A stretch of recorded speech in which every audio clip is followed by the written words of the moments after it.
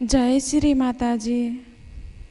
हम सभी परम पूज्य श्री माता जी के श्री चरणों में प्रणाम करके अपनी कुंडलिनी उठाकर बंधन लेंगे।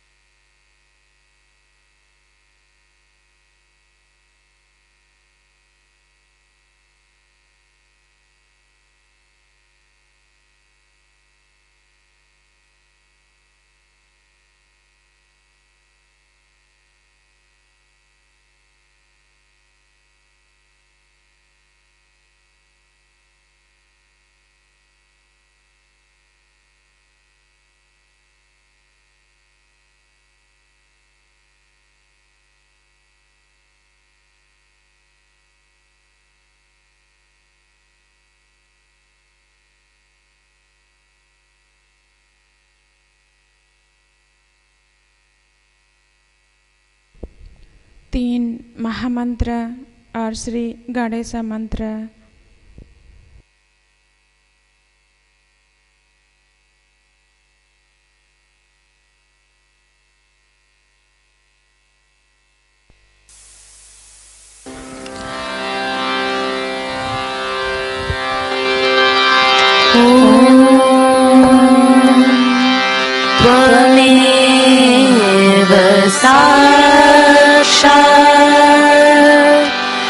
श्री महालक्ष्मी महासरस्वती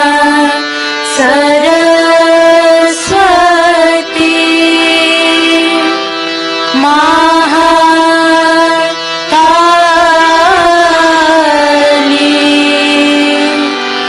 त्रिगुणात्मिका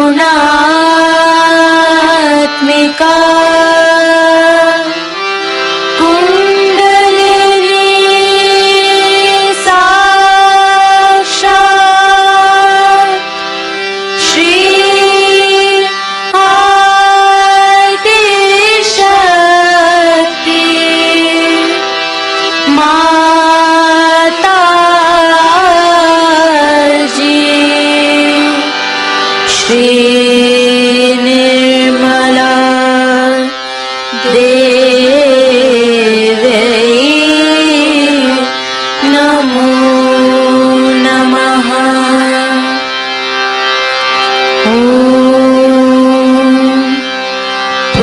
त्वमेव साक्षात् श्री कलकी साक्षात् श्री आदिशक्ति माता जी श्री निर्मला देवी नमो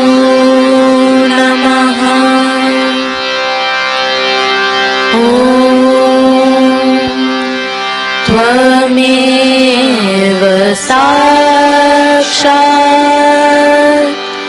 श्री कलकी साक्षात् श्री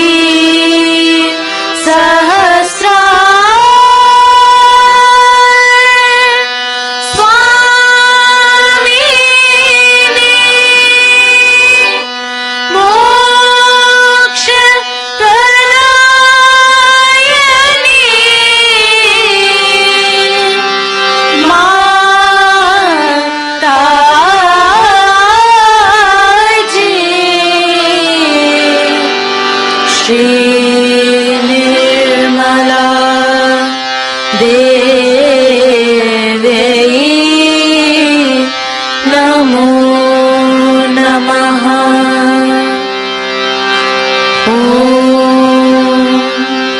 त्वमेव साक्षात् श्री गणेश साक्षात् श्री आदिशक्ति माताजी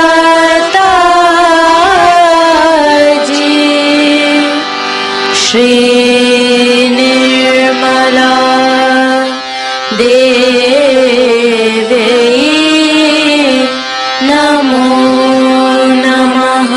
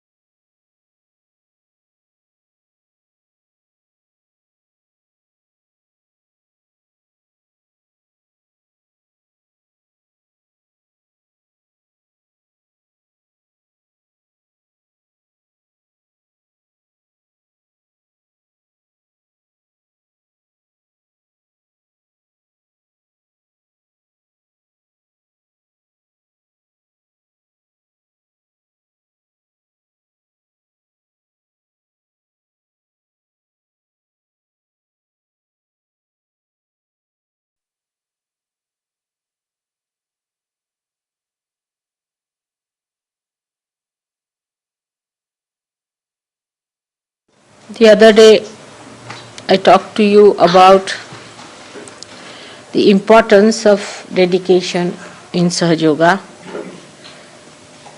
and the devotion that one should have. Actually, when we are close to the mountain, we can't see much of it. And that's why we don't realize the volume that is so close to us, the greatness that is facing us.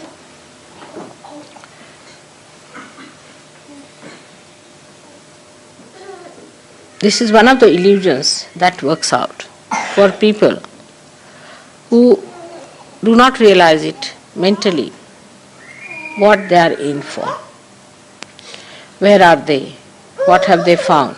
What is self-realization? What is its magnitude? How far they have to go? Why are they chosen? What is their purpose of life? How far they have come up? How far they can understand? All these things are beyond the grasp, and one gets stunned. One doesn't know what has happened to him when he got realization actually. That's why to understand this, is only possible if you can understand how to dedicate, how to devote yourself. If you want to analyze anything on the basis of your rationality, you are too stunned. It's beyond you. It's fantastic. It is too much. It's really beyond. Now think of it, you have got realization. Can you believe it? That you can in your lifetime. If somebody had told you this, you would never have believed it. That how can you get your realization in this earth? Of course you are seeking, because people were saying you have to seek, also you felt you have to seek. But you never thought that this will materialize like this, that you will get your realization. Then after getting realization, you could not feel what it was. As if you have dropped into the ocean and you don't know what is the dimension of this ocean. How far you have gone into it. What is it? Where are we? What is our purpose? To add up to all the mess, we become thoughtless. So you cannot even find out as to rationally what it is. So the immensity of this experience, the glory of your mother's coming, or the precious gift of your self-realization, nothing can be realized through your understanding. Try to think. What have you got? Can you measure it with your understanding? Can you understand what has happened? No, you cannot. Because rationality cannot give you the dimensions into which you have fallen. The rationality is actually broken up. There is no rationality left now anymore to even communicate as to what you have been seeking and where have you landed. So the only method you have got now, or only way is left to you for a drop which has become an ocean, is to dissolve more in the ocean so that you feel the ocean at least, and to communicate with other drops in such a way that you know the whole through all of them.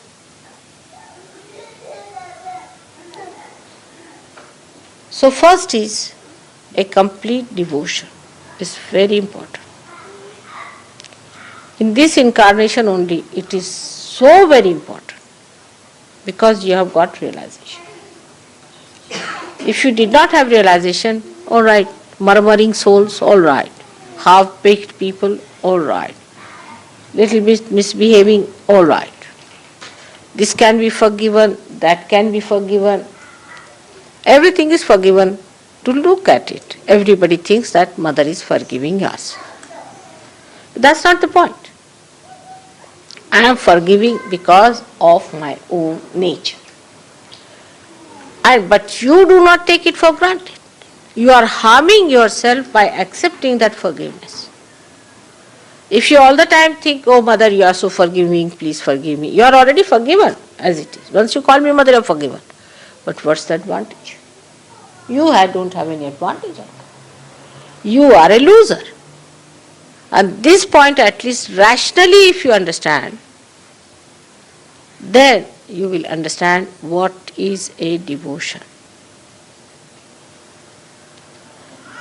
So, in devotion of Sahaja, one has to realize that the things that are in Sahaja, that you have seen in Sahaja, are beyond your mind. First thing. Definitely they are beyond human conception. So on human level you do not discuss them and you do not talk about them. But on the collective level you can talk. And when you come to the collective level, then you have to understand that relationship with me is more established, better established, if you establish your relationships with others in a very collective and homogeneous way. As I told you, the drop becomes the ocean, and the drop has to become the ocean by dissolving all its dropness with other drops, and all the drops dropping their dropness become the ocean ultimately. So we'll see that devotion is double-edged. One is to each other and one is to your mother. In Sahaja Yoga, whatever I see, you cannot see. This is proved or not to you people? Or you want more proofs? Now it is proved that mother sees much beyond us and whatever she sees happens. So anybody who tries to play tricks with mother is actually playing tricks with himself. Any tricks you try to play with me, or you think that mother is very forgiving, so she will forgive us, is really you are torturing yourself, it is detrimental to you. Many people are there who will say that it is my left swadhisthana. Some will say I was possessed, there was bhoot. Somebody will blame something else. Whatever you are blaming, actually who is asking you the explanation? It's only you asking yourself. You are not facing yourself. So the devotion to me means actually facing to yourself. You face yourself first of all and see for yourself what are you doing. You are your own enemy. Nobody is your enemy. Your mother is not, definitely. She is not your enemy by any chance. And no bhoots are your enemies in the way if you do not allow them, they can't be there. No evil person is your enemy because he cannot be effective if you are spiritually equipped. So you are your own enemy is decided now. The only way to get rid of that enemy of yours, you have to dedicate. Supposing you say that I have faith in mother or in God. So you are holding on to something, isn't it? And you are discarding something. But this hold has to be very strong. Rationally, if you are at that time when you are sinking, will you rationalize whether I should hold the hand of this person who is saving is correct or not? No, your grip will be very strong. It will be extremely strong and you will grip it with full force, with full faith that somehow or other save me. And that kind of a feeling should be within us, that I am a person who is sinking because of myself. And if I am to be saved, I have to be absolutely, completely submerged in Sahaja. Absolutely I have to become one with it. Then only I can be saved. Because at this level where you are realized souls of a higher level, now for a next jump, as I was saying to you, is devotion. Anything else has to be secondary under the circumstances. If it is primary and your attention is still on that, then you cannot have this second jump. First jump you have already done, you have got your realization. But from first jump to second jump, you worked hard, you have come to the second jump. In the second jump, you have to face it up. You should not feel disgusted with yourself, not dejected with yourself or nothing, but treat yourself as a separate entity. And dedication is actually turning back to yourself and looking forward towards the divine personality in you. Once there is divine personality in you, there is no problem of devotion. You will just become one with it. You start enjoying it. But this rationality is the worst thing. That plays tricks with you, which deviates you from understanding that whatever life you have led so far has been on a very material, gross life. You came out of it, you have grown out of it, you have come up. Now to blossom, to become fragrant, you have to give up rationality. That's a binding. Try to avoid rationality. Try to avoid arguments. Try to avoid giving reasons. And even now I find sometimes Sahaja Yogis give an explanation of psychology. She might be insecure mother. This is typically somebody read in the book, because of insecurity somebody does that. Actually, now we have seen in Sahaja Yoga that most of the so-called insecure are the most aggressive people. They play tricks with others, spoil their lives and enjoy it. They are the greatest sadists ever born. We have seen these people. She's insecure, and that's how they play tricks with themselves. Now, once you understand that you are not to play tricks with yourself, why do you want to play tricks with yourself? You have to be yourself, that's all. We should not be our own enemies, are we? So once you start facing yourself, you will like yourself. You won't feel disgusted. Because that what yourself I'm talking about is glorious, is beautiful, is without any kalank on that, is absolutely detached. But first of all, your attention has to accept it, that this detachment is my life. I'm a different personality. Detachment is my nourishment.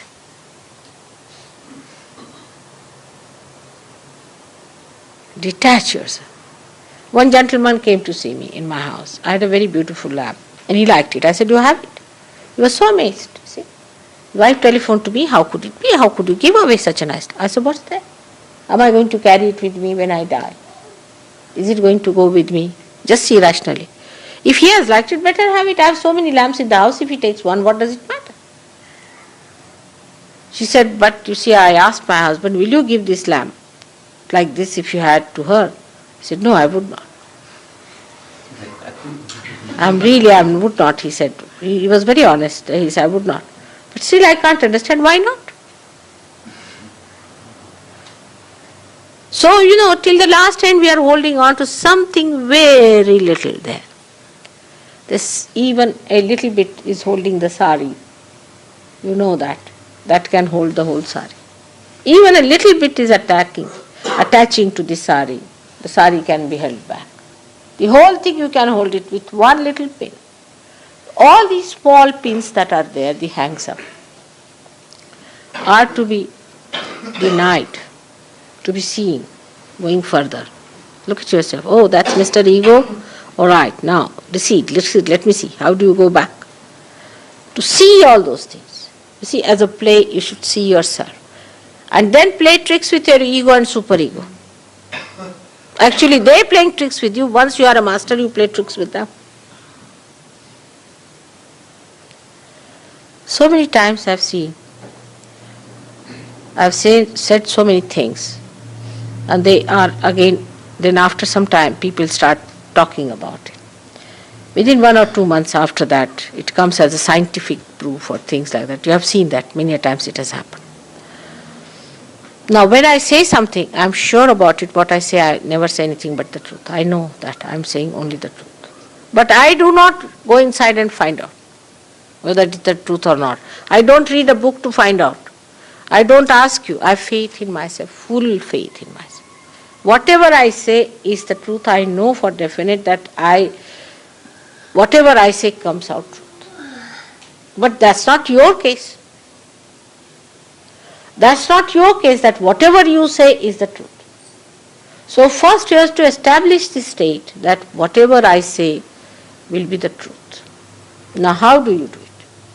The tongue should be such that whatever you say should be the truth. Ultimately it will come out as truth. And that is why the dedication should be there. What dedication? Why should I tell lies?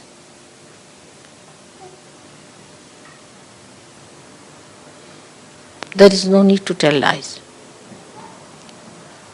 Even if I tell lies, it will come truth. In my case, so-called lies. They are never lies.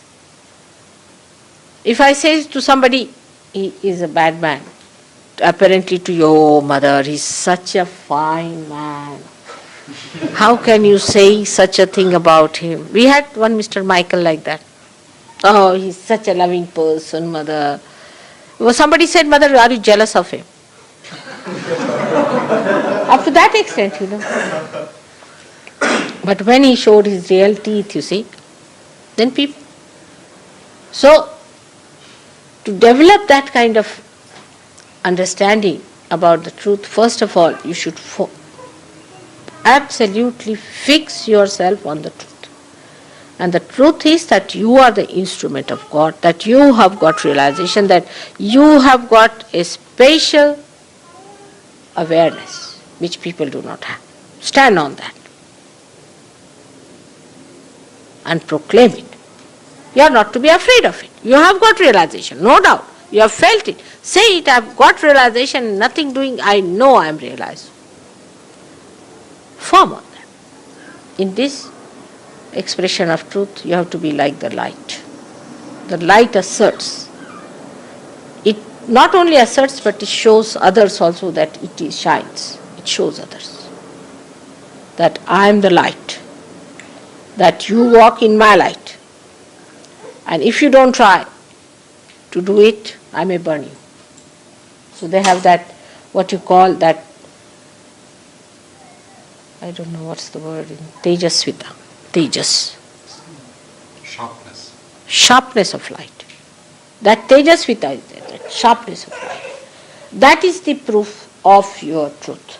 You are not afraid of any prime minister or any minister or any king or anyone. But this is the fact.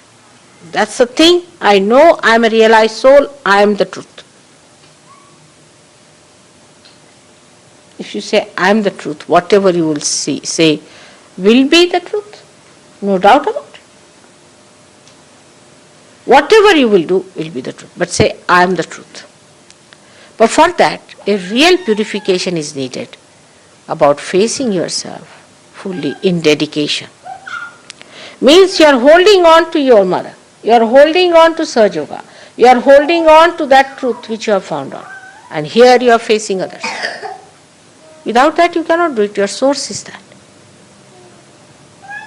You are standing on the truth. And that is such a power, such a strength. All of them, if you see, Christ had that power, Muhammad had that power, all these great people had that power. To say the truth with full courage, with that assertion that people will accept it. And they would suffer even for that. They wouldn't mind. But whatever is the truth has to be said. That's the first point. What should know about dedication, that you are dedicated fully, that you are not afraid of anyone. You are not worried about your losses. Some people have lost their heads also, completely cut their heads. People have tortured them. Some people have been taken away all their money, have been tortured in every way. But they thought this was the truth, they stood by it. Some of them were stupid fools, they stood for something that was not truth. They did. But now you know that you are standing on the truth, and for that you should be willing to sacrifice anything, so-called sacrifice, because you are not sacrificing the truth. What you are sacrificing is untruth. For that you require people of strength and courage, and not these half-baked people. You see, the morning till evening asking for forgiveness from mother. What is it? What is there to ask for forgiveness? Because I am forgiving you every moment. But what are you doing to yourself? What sort of a person you are? You think about it, that you have to stand on the truth. For that, you have to be a strong, courageous person with that sharpness, that Tejasvita within you, of the light, of the beacon. But at the same time, you have to have complete dedication. Supposing there is no oil in this, it will all go off. It has to have oil. It will go off. So the dedication part is the oil in you, is the attachment, complete attachment to your source. That's the dedication. But that dedication should not give you any other ideas but of a light which shines, which corrects others, guides the path of other people. If that is not so, then the source that you are tapping is not coming to you fully, and that your light is not burning properly. So, into dedication when you go, you must not think that it is any surrendering, the so-called surrendering, that you become like a cabbage. That's the idea people have, that you become like cabbage. But you become dynamic. You become real power. Not of destruction, but of construction. I mean, for destruction you don't need much power. Only for construction you need power. For destruction, how much do you need? Very little. You can destroy the whole thing in no time. But for the construction, you really require great power. And that power, sustained power, flowing power has to be there. For that, dedication is needed. Holding on to your source of power, you have to stand firm, courageously, without any fear. That's the truth. That's the truth you have to achieve. That's very important. But this is only one side of the story. That's not sufficient. Just being the truth, the aspect of one side is there. But the other side of it is that when this source comes to you, you become the compassion. The truth and the compassion are one thing. You won't believe, but it is so. Like the wick and the oil combine to form the light. It is the burning of the oil gives you the light. In the same way, the compassion gives you the truth. There's no difference whatsoever. Only the state is different. That you cannot see the light, which is oil, and oil, which is burning. So compassion is the one which is the source as well as your stove. So from the source of compassion, you get your compassion. You see, I have seen people, they want to have compassion from me. They want that I should love them. But reflect it back. Do they love others like that? I have known people, they have, say for one person, says harsh things to others, and comes and asks me, Mother, forgive me for that. Or does something harsh just for the whim of the mind. Mother, forgive me. But when you ask for that, I would like to know, have you given compassion to another person? Even after getting forgiveness from me, that source of forgiveness, that source of compassion, have you given compassion to others? Have you been compassionate to others? You see, it should not be one-sided. If you are taking the advantage of my compassion, it should not be one-sided, that you use it for your own benefit and forget about it. Then you will never grow. You will never grow.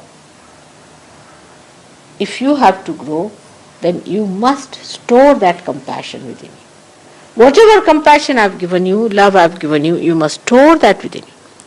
And give that back to others. Otherwise, you will be finished. You will be nowhere.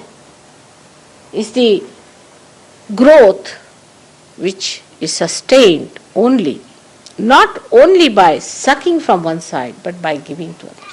Otherwise, you'll be stagnated. There has to be outflow.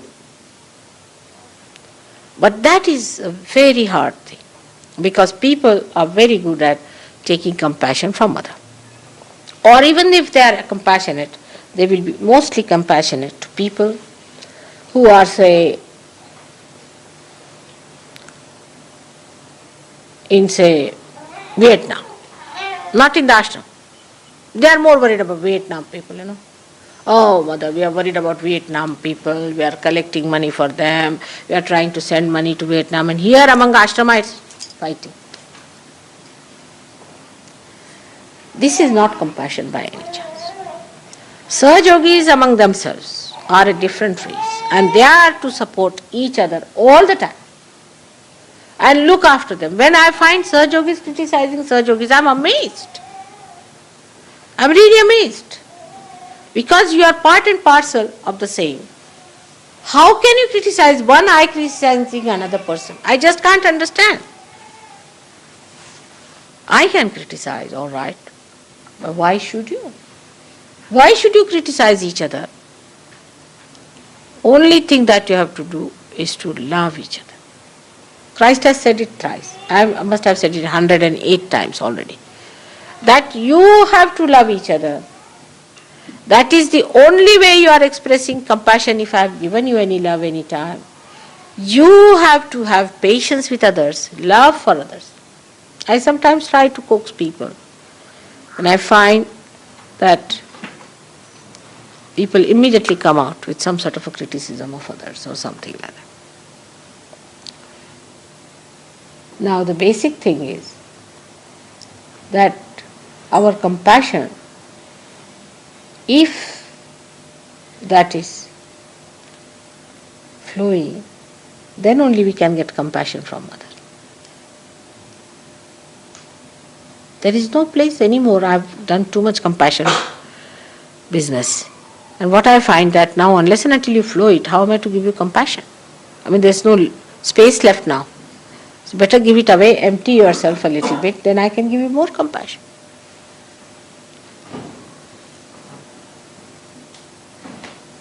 It's simple business. In this respect, one has to understand that the source cannot flow unless and until it expands the flow of it. Like the river Thames. We went to see the river Thames, the place from where it starts. It's a small little stream from 7 streams, little, very little, we can say trickling down. It has become a river Thames. Supposing it does not widens, that will stop at the beginning only. It cannot come out. It cannot flow. It's not because it is angry or upset or anything like that, but by the nature of its flow, only it cannot flow. What to do? So that is what it is. That one has to give compassion to others. It should not be formal compassion or affected one, but should be a natural one. Very natural, spontaneous, feeling from within. It's not an expression of your ego or superego or over sentimentality, but is a kind of a understanding that he is a Sahajogi, you are a Sahajogi, you are brothers. Not the way the brothers have been, but a different type of brothers who are spiritual brothers. You are spiritual people. So this compassion has to be there, and unless and until you develop that compassionate, fatherly or motherly feelings for others. I mean, I am a mother of a person who is about 108 years of age. You have to really mother others and have that feeling of compassion and love for others. You don't have to think about your own comfort. You don't have to think about your own advantages, but you have to think about the comfort of others. You have to think what you can do to make others comfortable than to see what will make you comfortable. So this flow of compassion, when it starts, you see, the dedication is complete. Because whatever we got from you, Mother, we are giving it to others. That's the dedication. So the flow of dedication is not one-sided. It is double-sided. You stick on to something, you get connected with something to get something out of it, and you give it to others. And ultimately that reaches the collective being, means it reaches the source. It is in this light we have to understand. Exclusiveness, we should now marry, we should have separate place, we should live separately. It's all right. You must have little privacy as a married people. I am not saying that. But as far as compassion is concerned, as married people, you have to be much more compassionate. But you will only worry about your own children about your own comfort, about your own husband, about your own wife. In Sahaja Yoga, there is no place for such people.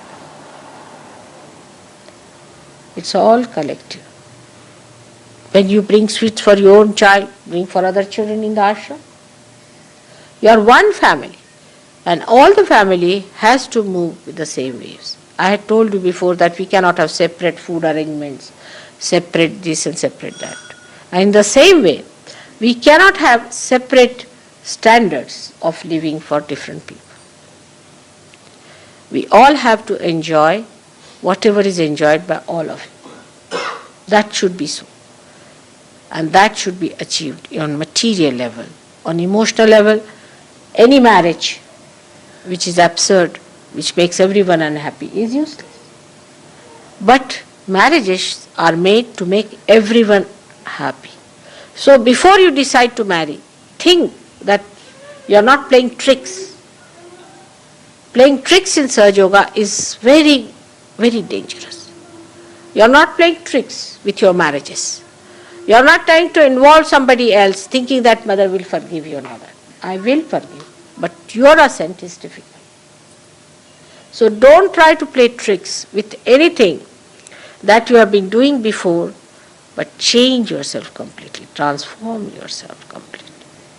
Now you change your attitude towards life, you can, because it is changed already. If you try to be the other person, you cannot be. Now you have become a flower, now you can't become suddenly the leaf. Now you are a flower, and you have to live like a flower. And that's what you have to remember, that compassion is such an outflow, it's such a natural thing for a Sahaja Yogi. It's not natural for anybody else. Other people who talk of compassion or this and that are not at all compassionate. They are doing it for money, they are doing it for position, they are doing for ego satisfaction. But you are having compassion because you have to have it, jolly well. It is flowing, the compassion, because it has to flow. And you are doing compassion because of compassion. There is no other purpose behind it. Only this will give you something that is of permanent nature, of a sthayi nature. I have seen people, as I was telling in the morning, who have gone to an organization, made a beautiful organization out of it, and once they leave, the organization is finished. Because they do not give anything substantial to that organization. And what is to be given is a large heart of compassion. If you do not give that, once you go away from that, the rest of them are again barren. It's not grown. Like if you bring water and plant things and give water to that area, then it becomes very beautiful, and you can say it's a very lush growth. But as soon as that water source is removed, it gets again dried up. But Sahaja Yoga is different. In Sahaja Yoga, you not only grow as a plant, but also as the source of the plant. If this plant is removed from here, put somewhere, it will give water to other plants. Do you know this new dimension that you have within yourself? That once this plant is uprooted from here and taken out, it will not die, not at all. It will grow, but it will make others grow. This is another type of a growth that we have. And it's a very different position we are in. And that's what now I want, that all of you, even if you are uprooted and put into any other place, I've seen when I ask people that you better shift from here to there, they just get frightened. You better go there and do this. They get frightened. You are a plant which can not only go and prosper in any place, but you will give the necessary nourishment to other plants. That's what you are. So do not stick on to one place. If you stick on, then think there must be something wrong with the place. Like a glue, if you are sticking to one place, it's very dangerous. And be sure that you must turn away from such a place which glues you. That doesn't mean that as people are here, they never stay in the house, all the time running out. It doesn't mean. Again, I have to strike that point. Because otherwise the people are here, are all the time running away from their houses. That's not the point. The point is that you should not be glued to anything and not afraid of leaving any place, because now you are Sahajogis. You have joined the ocean and ocean can take you anywhere.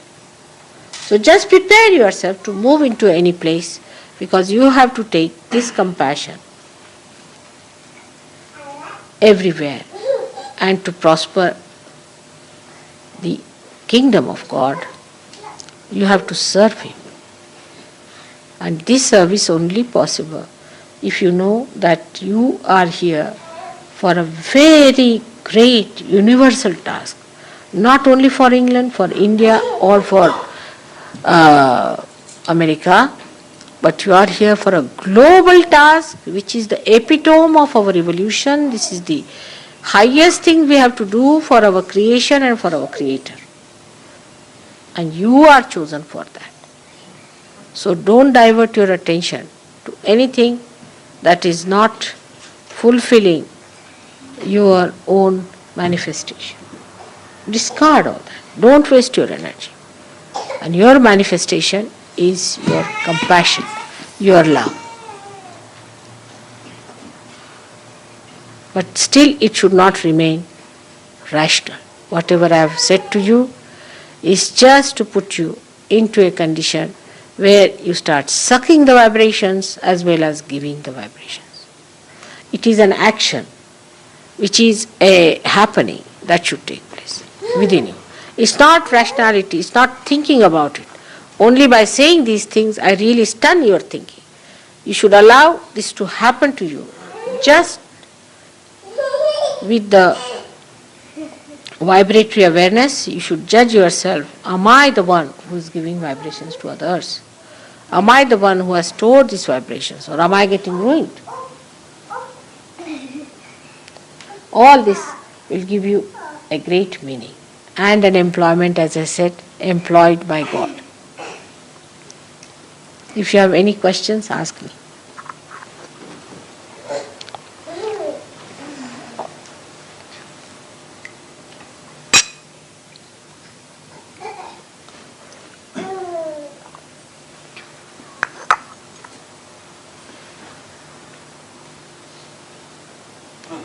If you become angry at any point with people, is that because it's a tendency or a negative entity, or is it just a tendency to react like that? You see, if you get angry within yourself, and if you are sure that you are not doing anything wrong, for a Sahajogi there is no need to say outside you are angry. There's no need. That anger itself is a power. And you should do your bandhan and anything that you want to do. But you should not show that you are angry. You should be absolutely silent, because you can be. You are in the axis. You are not on the periphery. Actually, the anger is just to see your anger and use that anger for that purpose. And once you start doing that, that anger will itself work out. That anger will itself work out the person. And you'll be amazed how it, but you must learn to see your anger that is working. All these things are important. You have seen that sometimes only shouting at the bhoots, they go away. And many mad people have been cured like that. But you don't do all that. That's for me. You must be always decent with decorum and all that. But if the anger is because of your nature or a tendency or out of control, then it's a bad thing. If it is an out of control, then it's a bad thing. If you get into a temper because it is out of control, then it's a bad thing. I can get very angry, but I am completely under control. I know why I am angry, where the bhoot is, how he is running away, I can see it. But you can't see the bhoot, you can't see anything. So there is no need for you to get angry, show temper. But if you have an anger, say for example, which makes you uncontrollable, then there is a mantra for that. Shanti. Ya Devi sarvabhuteshu shanti rupena samsita. You must ask for that bliss, for that peace. This is a mantra for you. For controlling your temper, you have to tell yourself, Ya Devi Sarvabhuteshu Shanti Rupena Swastita. So Shanti is the point, the axis point is that. From where you witness everything, you are in Shanti, you are in complete, you are not in a turmoil, even if you are angry. You are not in a turmoil. Whatever is angry is the power, and the power is taking charge. But unless and until that is achieved, what you have to do is to put yourself in a position that you are peaceful. So I think that's a very good mantra, is to say, Ya Devi Sarvabhuteshu Shanti Rupena Samstita. Can you say that? Ya Devi Sarvabhuteshu Shanti Rupena Samstita. Namaste, Namaste, Namaste, Namo Namah. So the Shanti is your fort. But peacefulness never means cowardice. Never call cowardice as peace. A person who is peaceful is never coward, because nothing can transgress it. Nothing can overpower it. It is never possible that cowardice and peace can go together. But your power is inside, not outside. So you don't show your power of your anger outside. But just a little anger with anybody, you will see it will work out.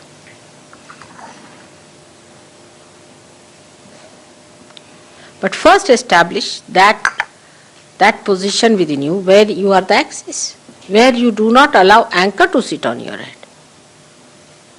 That is the growth. That is the growth, that you are at peace. Also, another question. Alright, satisfied now? Both ways you should know. That one is the anger that is detached is perfectly alright. Anger which involves you, work it out. So judge yourself as to what it is. Good question.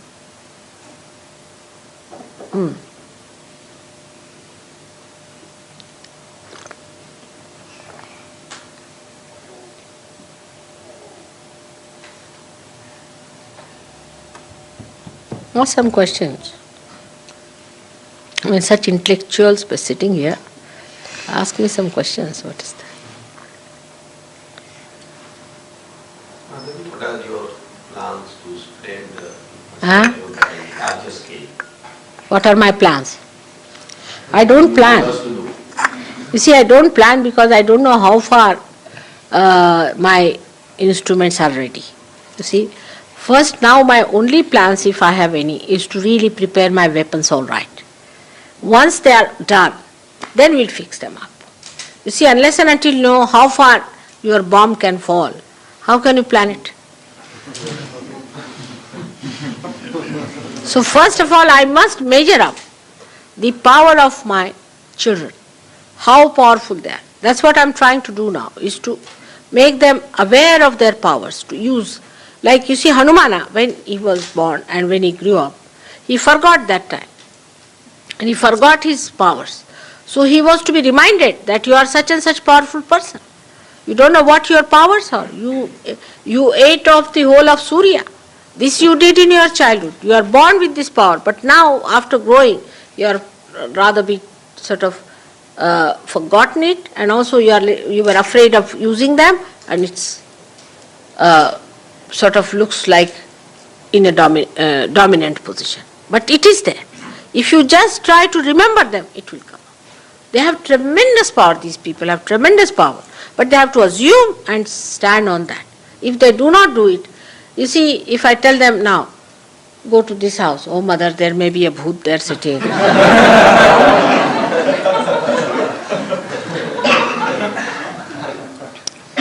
A person comes possessed in the ashram, they all shut their doors, oh God, this bhoot has come.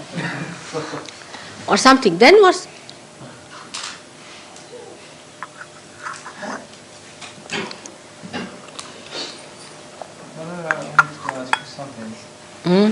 How can we deal with, you see, there is one problem, one big problem inside yoga, It's those who are devoted to you at the expense of others. Those who are devoted to me? Those who use the excuse of their devotion to you, Mother, sometimes to oppress others. They are what? Sometimes people use their devotion to you as, at the expense of others. So, Then again the same thing, Jamail, is the same thing is. You see, it is, you have to do it. All those who are doing that way. I'm just pointing out to all those. If you are using, say, your devotion to me for the oppressing of others, alright? So it is for you to see. There is nobody who can be oppressed because your spirit cannot be oppressed. Say there is X and Y. Now Y is a person who is trying to oppress X, alright? What will you oppress? He can't oppress his spirit, can he? First point, clear. Now, this fellow, if he has to have attachment to me, nobody can stop him. That is all. You all have direct relationship with me, not through anyone. If you want to accept somebody's agency, then I can't help you. But otherwise, you all have a direct access to me. You all can grow your spirits. Nobody can dominate you.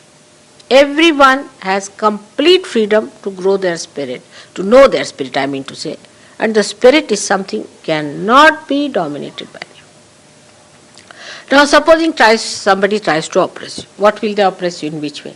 They'll say, all right, we'll not have this carpet, we'll have that carpet, or have it. Somebody will say, I'll jump in the sea, jump. Just now you jump. What will they oppress you in? You see, just see that. Not in your spiritual growth. Can they? And that's how the problem starts.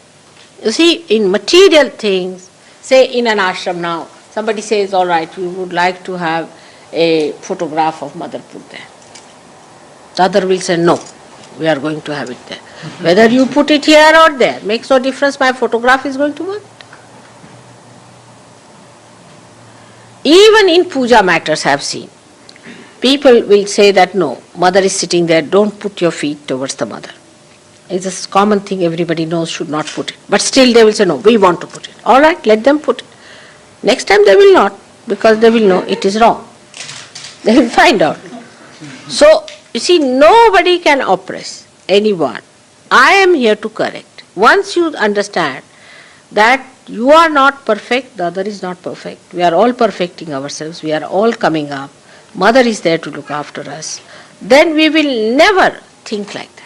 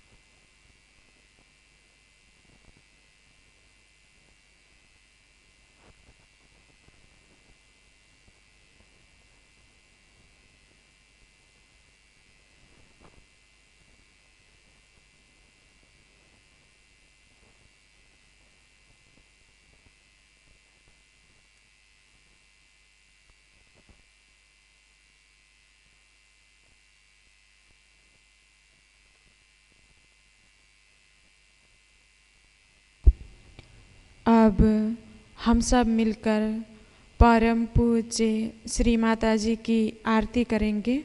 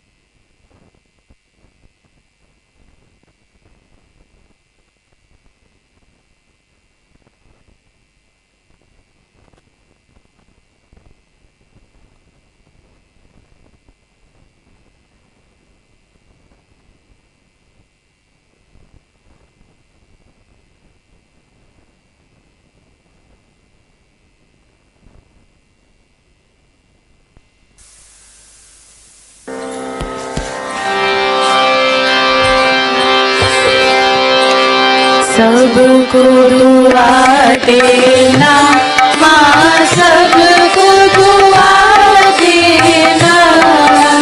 जय निर्मल माता जी, जय निर्मल माता जी। दिल में सदा रहना माँ, सबको दुआ देना। सबको दुआ देना माँ, सबको दुआ देना।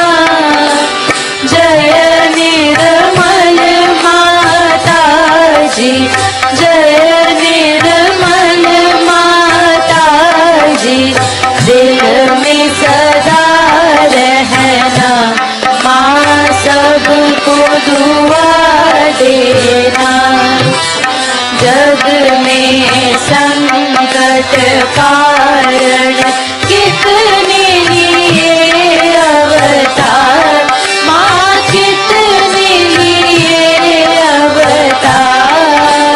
विश्व में तेरी महिमा, विश्व में तेरी महिमा। तू गंगा यमुना माँ, सबको दुआ देना। सबको दुआ देना माँ, सबको दुआ देना।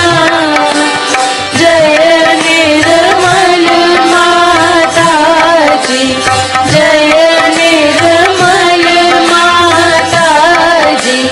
दिल में सदा रहना माँ, सबको दुआ देना।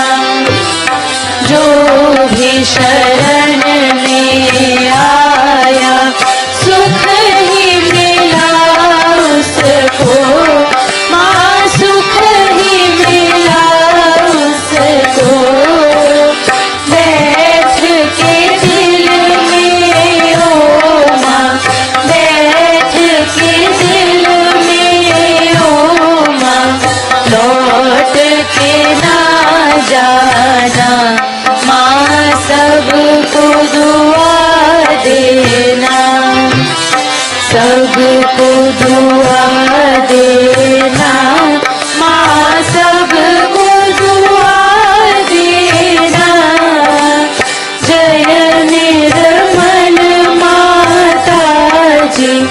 जय निर्मल माता जी, दिल में सदा रहना, माँ सबको दुआ देना। मानव में अवतर के कर दिया उजियाला, माँ कर दिया उजियाला। कलयुग में माया है, कलयुग में माया है, फिर भी पहचाना, माँ सबको दुआ देना, सबको दुआ देना, माँ सबको दुआ देना। जय निर्मल माता जी, जय निर्मल माता जी, दिल में सदा रहना, माँ सबको दुआ देना। संत जनों की धरती है भारत माता, माँ है भारत माता।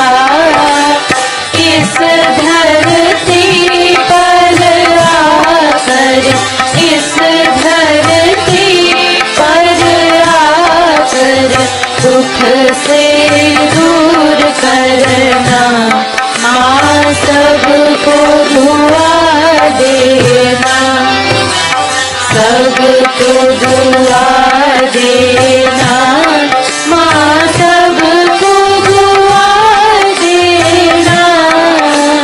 जय निर्मल माता जी, जय निर्मल माता जी, दिल में सदा रहना, माँ सबको दुआ देना। जब दिल में आए तब मधुर संगीत सुन लो, माँ मधुर संगीत सुन लो। होए सके जो सेवा, होए सके जो सेवा, हमसे करा लेना, माँ सबको दुआ देना, सबको दुआ देना, माँ सबको दुआ देना। जय निर्मल माता जी, जय निर्मल माता जी, दिल में सदा रहना, माँ सबको दुआ देना, माँ सबको दुआ देना, माँ सबको दुआ देना।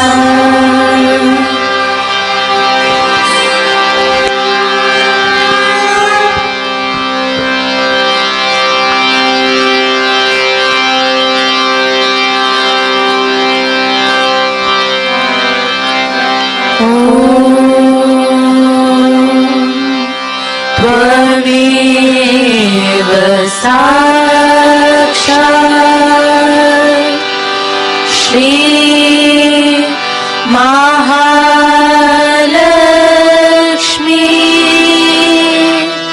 महासरस्वती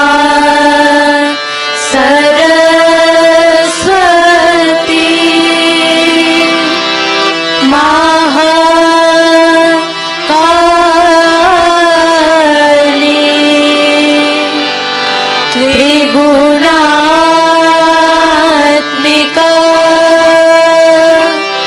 कुंडलिनी साक्षात् श्री आदिशक्ति